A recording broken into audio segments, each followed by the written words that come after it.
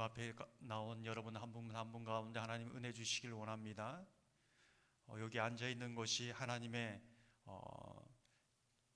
기적이 실현되는 곳이라는 것을 믿으시기 바랍니다. 예, 아무나 나올 수 없습니다. 은혜 주시고 성령께서 역사하셔야 나올 수 있습니다. 그냥 나올 수는 없습니다. 오늘은 철로 역정 17번째 이제 시간입니다. 이제 거의 막바지를 향해서 지금 가고 있습니다. 복습해 볼까요? 지난주에 뭘 배웠지요?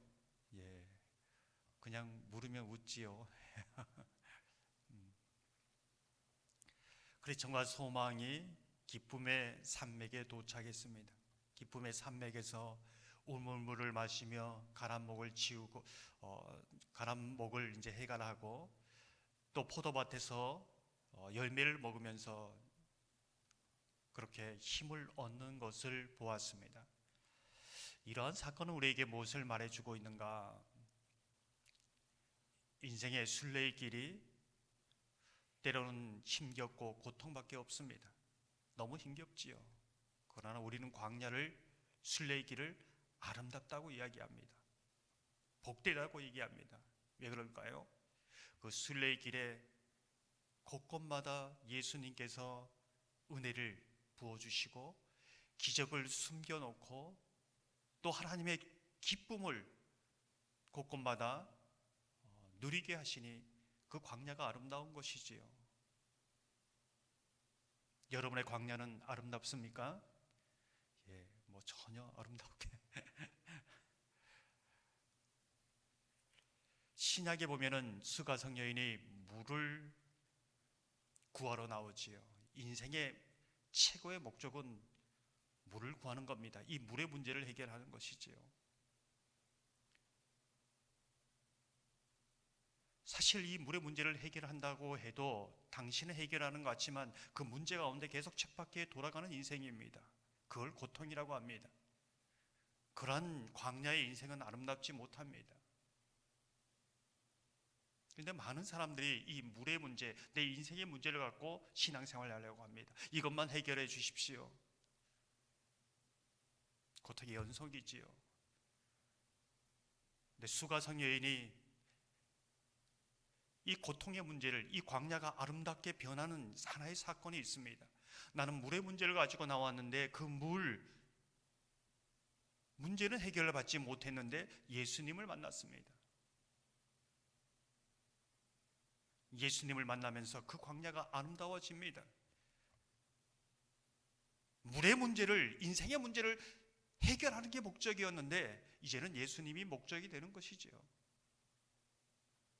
광야길을 가고 인생길을 가는 것이 고통이요 수고로움인데 곳곳마다 주님이 숨겨놓으신 은혜가 있고 간증이 있고 기적이 있어서 샘물이 있어서 광야가 아름답다고 고백할 수 있는 것이지요. 여러분 오늘도 주님 앞에 나오면서 주님 이 문제는 좀 해결해 주십시오. 이 문제 꼭 해결해 주셔야 됩니다. 이 문제의 해결만을 바라보면서 나갑니까? 그것이 여러분의 신앙의 목적이 될 수도 있습니다. 그러나 예수님 만나기를 소망합니다. 예수님이 여러분의 목적이 되기를 소망합니다. 이것이 터닝 포인트가 이루어지는 것이 진정한 신앙의 삶의 시작이다, 이렇게 볼 수 있는 것입니다. 우리가 기쁨의 산맥을 보면서 그런 삶을 보게 되는 것이지요. 그리스도와 소망이 기쁨의 산맥에서 4명의 목자를 만납니다. 지식, 경험, 경계, 성실이라는 4명의 목자입니다. 이 부분을 다루면서 정말 신앙의 가장 기초적인 4개의 기둥을 다루고 있다, 이제 이렇게 말씀을 드렸습니다. 주일에도 말씀드렸지만 하나님을 만나는 길은 깊은 지성소 가운데 언약궤 위에 임하시는 하나님입니다. 하나님의 말씀을 통해서 하나님의 임재와 하나님을 만날 수 있습니다. 어떻게 해요? 하나님의 말씀의 지식 위에 성령께서 역사하실 때에 지식으로 끝나는 것이 아니라 실제로 하나님의 임재를 경험하고 주님의 음성을 듣습니다. 그 지식은 하늘의 지식이 됩니다. 생기가 됩니다. 내 마음에 하나님이 주시는 레마로 들려지는 것이지요. 그 말씀을 들은 사람들은 어떻게 합니까? 이 말씀대로 살고자 하는 그 거룩한 소원이 있습니다. 그 말씀대로 살아가면서 살아있는 지식, 체험적인 신앙을 가지게 되는 것이지요. 지식, 경험 이런 것이 쌓이면서 하나의 마치 이 부분이 벽돌처럼 울타리를 쌓는 하나의 막대기처럼 하나하나 쌓이면서 거룩한 나의 울타리가 됩니다. 감히 침범하지 못하는 거룩한 울타리가 되는 것이지요. 그 거룩한 울타리는 우리를 믿음 안에 지켜주고 또 믿음의 길을 가게 하는 가드레인이 됩니다. 그것을 성실하게 보수하고 유지해가는 것이 신앙의 삶이다, 이렇게 볼 수 있는 것이지요. 이게 순례의 길의 가장 중요한 부분입니다. 지식, 경험, 경계, 성실. 사랑하는 성도 여러분, 저와 여러분이 말씀을 들을 때에 오늘 또 예배 드렸어, 말씀 드렸어가 아니라 이 말씀을 통하여 하나님의 임재를 경험하고 이 말씀이 레마의 말씀으로 내게 다가오고 이 말씀이 하나님의 음성을 듣는 그러한 은혜의 말씀이 되는 그런 은혜가 있기를 소망합니다. 그 말씀을 살아가게 하는 힘을 주셔서 내 의지보다 앞서고 내 경험보다 앞서고 내 습관보다 앞서서 그 말씀을 행할 때에 정말 하나님이 임재하시는 살아있는 체험, 그런 경험, 고백, 간증이 되시기를 소망합니다. 그것이 탄탄하게 쌓일 때에 거룩한 울타리가 되고 거룩한 반석이 되어서 어떤 시험도 그래도 견딜 수 있고 넘어갈 수 있는 것입니다. 그것이 잘 서 있는가? 많은 사람들이 이 울타리가 넘어져서 방향도 모르고 불뱀이 와도 막을 길도 없고 무방비 상태로 가는 때가 많이 있습니다. 여러분의 거룩한 울타리가 세워지기를 주님의 이름으로 축원합니다. 오늘 보면 크리스천과 소망이 이제 새 예루살렘 성에 점점 가까이 거의 막바지에 와 있습니다. 누구를 만납니까? 무지라는 청년을 만납니다. 무지라는 청년은 어떤 청년인가? 그도 새 예루살렘 성을 향해서 가고 있습니다. 크리스천은 무지라는 청년에게 이런 질문을 하고 있습니다. 새 예루살렘 성문 안으로는 어떻게 들어갈 셈인가? 문 앞에서 뭔가를 보여줘야 할 거야. 그래야 성문을 열어줄 게 아닌가? 그때 무지는 크리스천에게 이렇게 말합니다. 자신이 정말 이 새 예루살렘 성문 앞에서 무엇을 보여줄 것인가? 아주 자신 있게 이렇게 얘기합니다. 빌린 돈은 어김없이 갚았습니다. 기도와 금식을 빼먹지 않았습니다. 11조를 꼬박꼬박 바치고 이웃돕기 성금도 냈습니다. 그리고 이렇게 고향을 등지면서까지 새 예루살렘으로 가고 있습니다. 이것이 이제 새 예루살렘 성문 앞에서 내가 내어놓을 것이라고 무지라는 청년이 말해주고 있는 것이지요. 크리스천이 말하는, 무지라는 청년에게 말하는 새 예루살렘 성문 앞에서 정말 보여줄 것이 이것인가? 잘 모르는 것이죠. 여러분은 어떻게 생각합니까?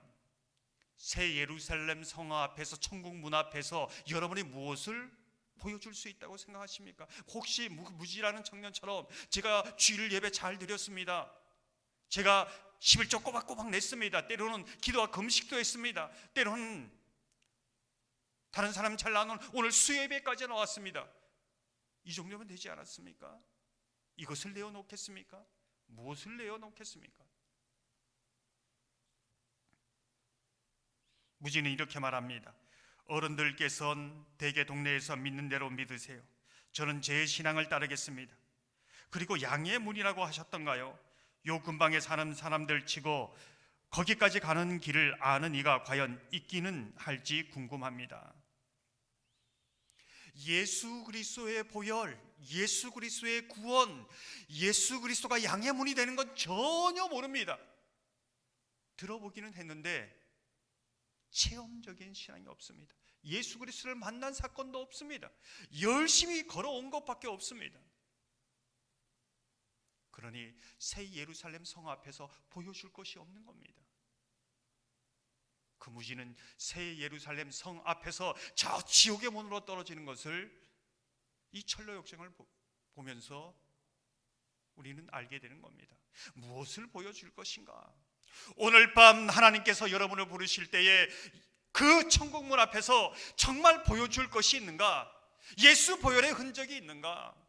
주님을 향한 믿음의 고백에 생생한 고백이 있는가?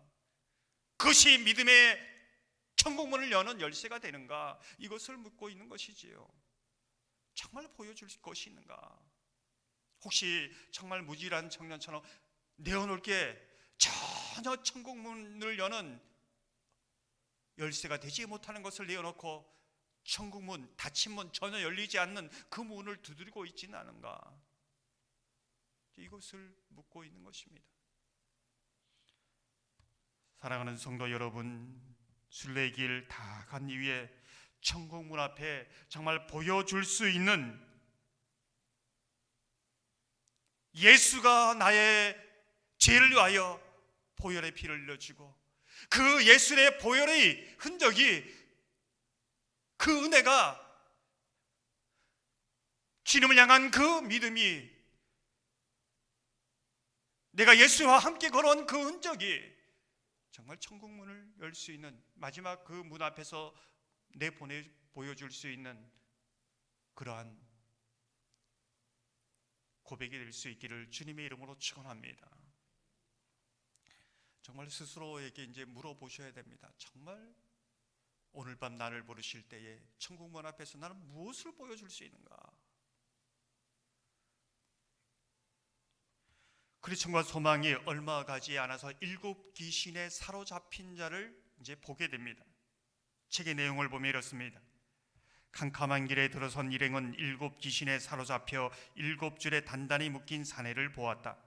마귀들은 그를 얼마 전 크리스천과 소망이 목자들과 함께 산 아랫자락에 봤던 문으로 끌고 가는 중이었다.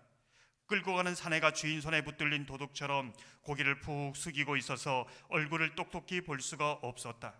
눈앞을 스쳐갈 때 보니 등에 신앙 고백을 뒤집은 끔찍한 배교자라고 적힌 종이가 붙어 있었다.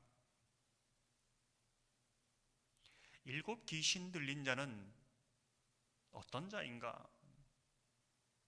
우리가 순례길에 이런 사람을 이제 만날 텐데, 이런 사람은 어떤 사람인가? 마음이 가난해서 비워서 주님 앞에 나옵니다. 주님이 정말로 인생의 길이요 진리요 소망인 것을 압니다. 근데 나왔는데 빈 마음 그대로입니다. 마음은 비어 있는데, 마음은 평안을, 교회에 나와서 그래도 좀 안정은 내차인데 그 마음을 보니 예수가 없습니다. 예수의 진리로 충만하지 않습니다.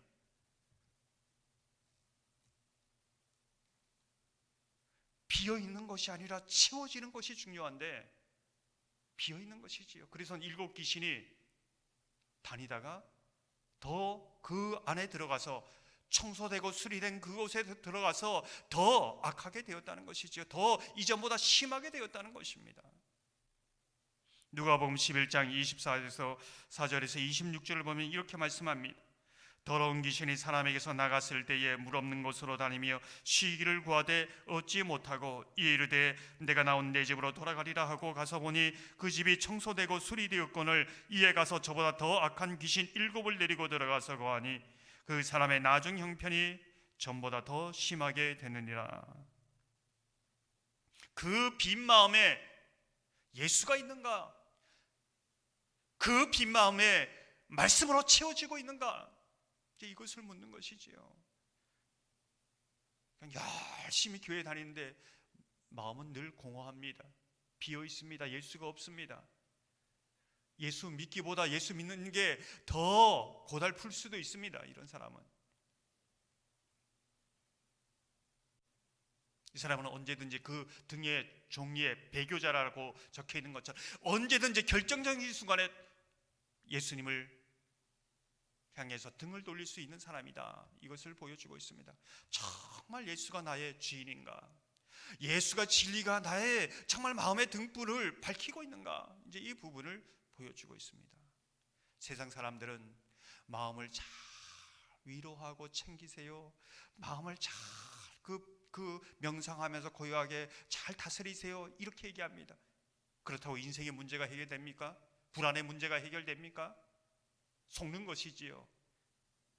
그 마음에 예수가 있고 예수의 말씀이 채워져야 그 인생의 방향을 알고 문제가 해결되고 예수를 만남으로 진정한 인생의 방향과 목적을 알지 않겠습니까? 이 일곱 귀신 들린 자의 모습이 어떠한가를 우리에게 보여줍니다. 우리도 순례의 길을 가면서 이런 자를 만날 수 있고 이런 자가 우리의 자신이 될 수 있다는 것을 경계하고 있는 것입니다. 이제 그리스도와 소망이 이제 순례의 길을 가면서 작은 믿음이라는 사람을 만납니다. 제가 꼭 그 없는 이야기를 하는 것처럼 이렇게 보시는데 책을 보시면 다 나옵니다. 이제 들었던 내용을. 그리스도와 소망에게 작은 믿음은 어떤 사람인가? 이렇게 설명하고 있습니다. 지금 우리처럼 순례 여행을 하고 있던 작은 믿음은 그 위험한 골목 어귀에 앉아 쉬다가 깜빡 잠이 들고 말았다네. 바로 그때 험상궂은 불안당 셋이 나타났지. 심약, 불신, 제의식 삼형제가 넓은 문 대로에서 골목으로 들어서다가 순례자를 보고 쫓아온 거야. 놈들은 맹렬하게 달려와서는 막 자리에서 일어나 길 떠날 채비를 하고 있는 작은 믿음을 덮쳤다네. 작은 믿음이 누구에게 지금 이 세 명의 도둑에게 지금 공격을 당하고 있습니다. 심약, 불신, 제의식. 작은 믿음이라는 것은 어떤 것일까?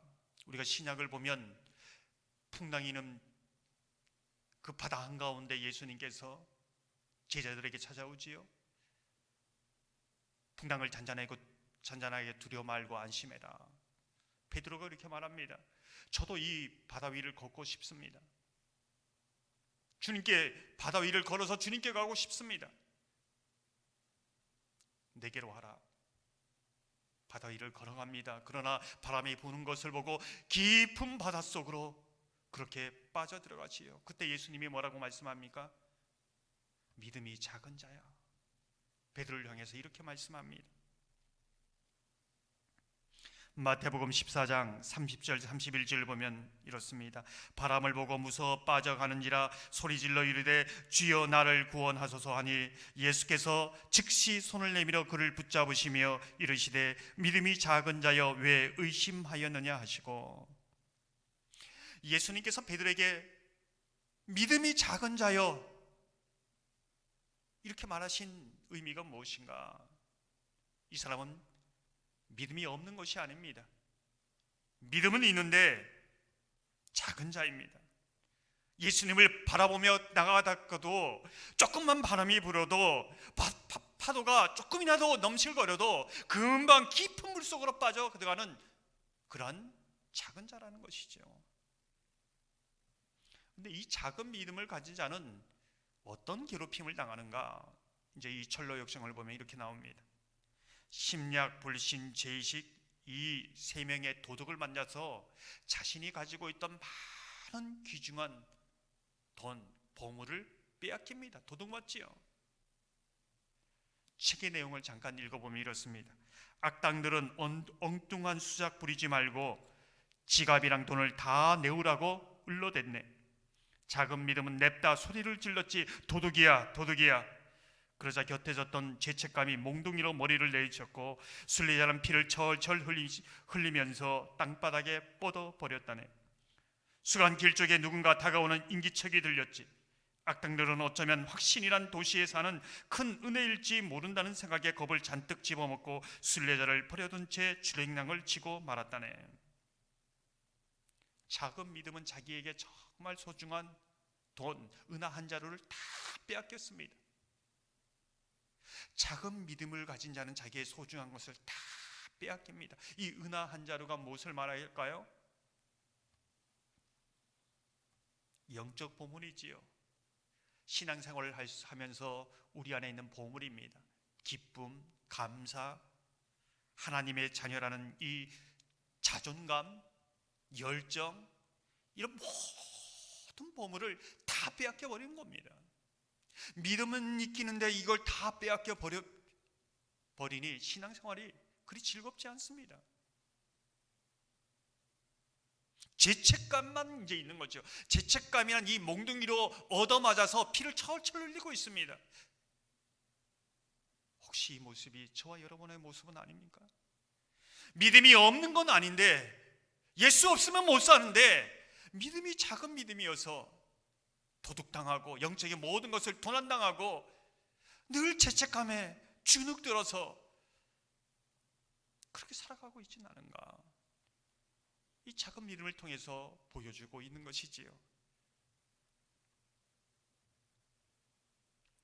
우리가 작은 믿음을 보면서 그래도 하나님의 은혜에 감사할 수 있는 것은 그 모든 것을 도둑맞으면서도 믿음은 지킵니다. 하나님의 은혜로 믿음은 빼앗기지 않습니다. 가장 심장과 같은 믿음은 빼앗기지 않고 있다는 것을 또한 위안으로 삼을 수 있는 것이지요. 이렇게 설명합니다.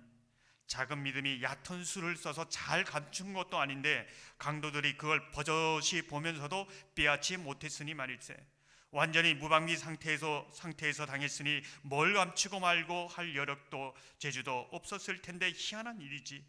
놈들이 증명서를 놓친 건 작은 믿음의 공로라기보다는 하나님이 은혜로 지켜주셨기 때문이 아닐까 싶네.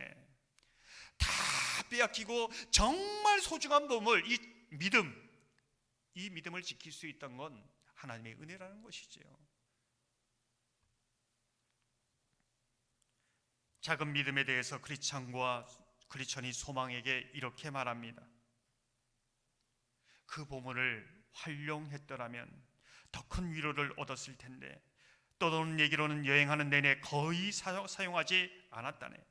강도들에게 시달렸던 기억이 너무 아파서 증명서를 가졌다는 사실조차 잊고 지냈던 것 같아. 문득 생각이 나면 소중한 물건을 여전히 간직하고 있다는 사실에 안도하면서 금세 잃어버린 것들이 떠올라서 이성을 잃고 절망에 빠지곤 했다더군. 무슨 얘기일까요?